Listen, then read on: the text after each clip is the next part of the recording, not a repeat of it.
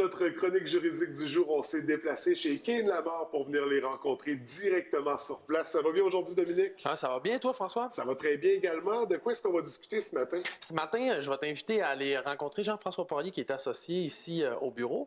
Et puis, il va te parler du déménagement, puis aussi de l'inauguration qu'on a eue, parce qu'on est dans nos nouveaux locaux. Génial. Alors, on va le rejoindre à l'instant. On poursuit donc en compagnie de Jean-François Poirier. Ça va bien aujourd'hui? Ben oui, ben oui. Écoute, merci de nous accueillir dans un nouveau local de vos nouvelles installations. En fait, là, ce qu'on va faire ce matin, c'est ça. Tu vas me présenter un peu les nouveautés que vous avez depuis quelques mois. Ça a été inauguré quand exactement? Ça a été inauguré avec nos clients le 8 septembre. Oui. On est dans nos locaux depuis janvier 2016. OK. Puis on est bien content de vous accueillir. C'est des locaux qui sont fantastiques. Écoute, juste ici, c'est extraordinaire. Avec la vue que vous avez sur le centre-ville de Chicoutimi, on a place aux citoyens à proximité comme ça. C'est assez exceptionnel. Donc, beaucoup de nouveautés, c'est ça, depuis janvier 2016. Qu'est-ce qu'il y a eu de changé exactement?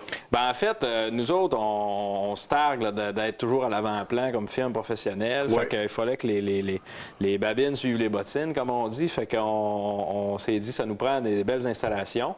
Alors là, on est organisé que les clients, ils sont tous regroupés au 3e étage. Vous avez vu tout à l'heure la réception où Dominique vous a accueillis. Exactement. Alors, toutes les salles de conférence sont là, les salles de visio-conférence sont là. Alors, on reçoit nos clients là, c'est confortable, c'est pratique, c'est grand, il y a de l'espace. Alors ça, on a augmenté au niveau de ça, le nombre de salles, l'espace, etc.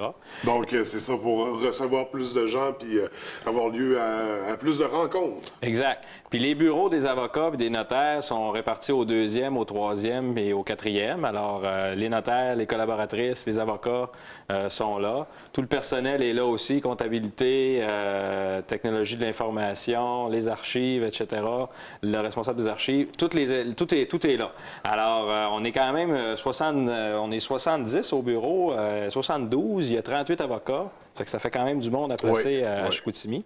Et au 5e où on est, bien là, c'est la salle multifonctionnelle. Alors, on peut recevoir, faire des réceptions ici quand on a des activités avec des clients. Il y a une salle d'entraînement, il y a des douches, il y a 2 galeries. Il y a vraiment beaucoup d'installations, là. C'est quand même incroyable. Alors, on est super contents. Puis, tu sais, je peux prendre le temps aussi de remercier un peu les acteurs qui ont participé au projet. Il faut remercier le propriétaire, Robin Thibault de Gestion WE. Il faut remercier aussi l'entreprise qui l'a construit, Projectam, qui était l'entrepreneur. Il y avait évidemment un paquet de sous-traitants. Les architectes, ça a été une collaboration entre la firme Provence-Chérois puis les architectes associés. Il y a Martine Renz aussi qui s'est occupée de l'aménagement intérieur. Tous les bureaux ou tout le mobilier, c'est Brassard Bureau qui nous a fourni ça. Évidemment, à l'interne, là, il faut remercier tout le monde parce qu'on est parti le vendredi midi d'une place, puis le lundi matin, on était opérationnel à l'autre place. Ordinateur, téléphone, tout est installé. Fait qu'il a fallu se retrousser les manches, puis... Ça fait qu'un gros merci à Lise Maltais, notre directrice des finances et de l'administration, puis Patrick Harvey qui s'occupe des technologies de l'information. Ça s'est fait, là, super bien, puis je pense qu'on est vraiment contents. Oui, donc vraiment, vous avez de superbes installations.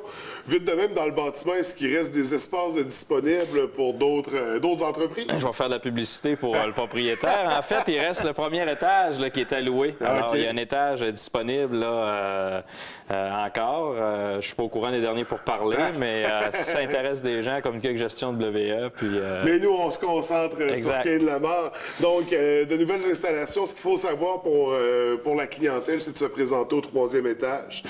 Étage de la réception, donc très facile d'accès. D'ailleurs, très facile d'accès par la rue aussi. Vous êtes très bien situé et très facile à trouver. Donc, et nous, on va parler un peu de dossiers juridiques aussi ce matin. Tu voulais nous parler de quoi exactement? Bien, en fait, c'était à la mode. On entend parler souvent de cyberattaques puis de cyber-risques. Et puis, moi, je pensais qu'en droit des assurances, fait que je voulais parler de ça aussi, comment ça s'applique dans le domaine des assurances. Alors, pour les gens qui ont des entreprises, notamment, est-ce qu'ils sont bien assurés si ils se font attaquer leur serveur ou s'ils se font voler des données? Parce qu'il peut y avoir des dommages pour leur entreprise, mais aussi pour d'autres personnes. Parce que je donne l'exemple, tu donnes ton numéro de carte de crédit et ton adresse à l'hôtel quand tu loues une chambre.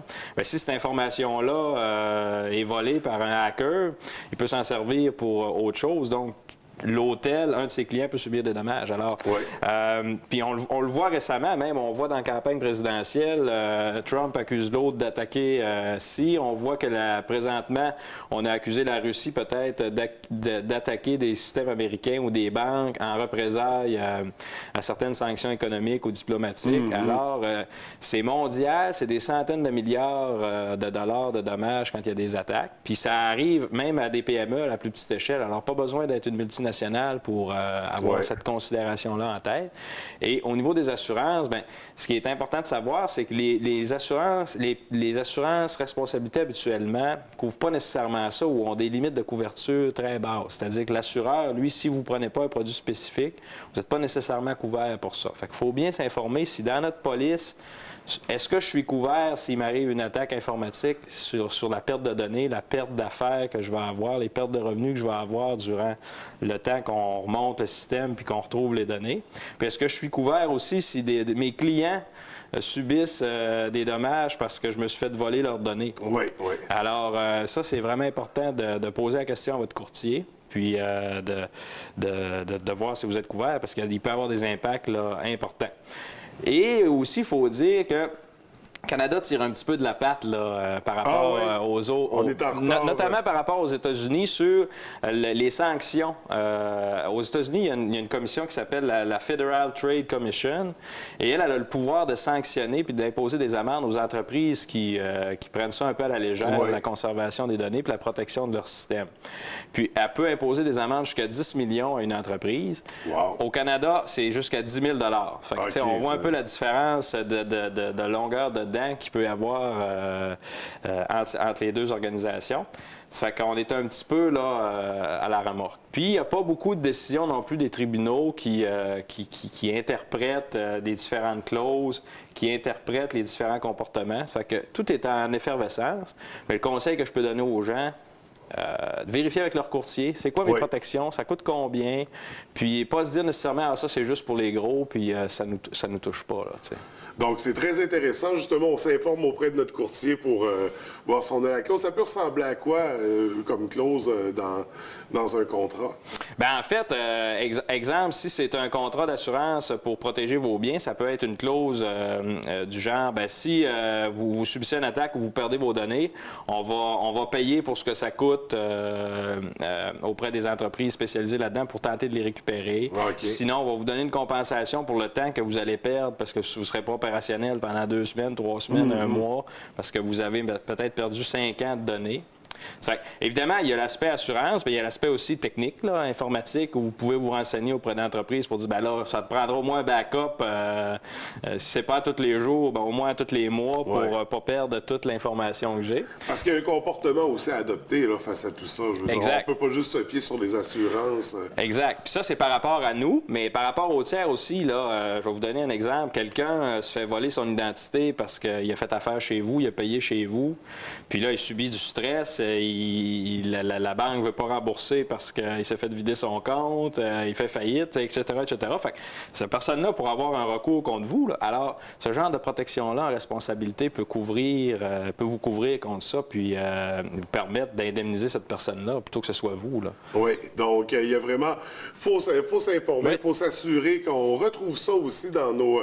Surtout si on a des informations de clients, d'autres personnes qui pourraient potentiellement être volées ou être corrompus. Écoute, c'est vraiment très intéressant. Il y aurait certainement matière à développer. Malheureusement, c'est tout le temps qu'on va avoir pour l'instant. Moi, je retourne trouver Dominique pour la conclusion. Bon, ben à bientôt. À bientôt. Bonjour. Alors voilà qui est tout pour notre rencontre du jour. Dominique, nous, on se revoit dans un mois. De quoi est-ce qu'on va discuter? On va parler de la nouvelle législation en matière de droit de protection animale. Donc, on va explorer tous ces aspects-là en compagnie de... Catherine Deslauriers. Excellent. Alors, je te souhaite une très belle semaine, Dominique. Merci, toi aussi.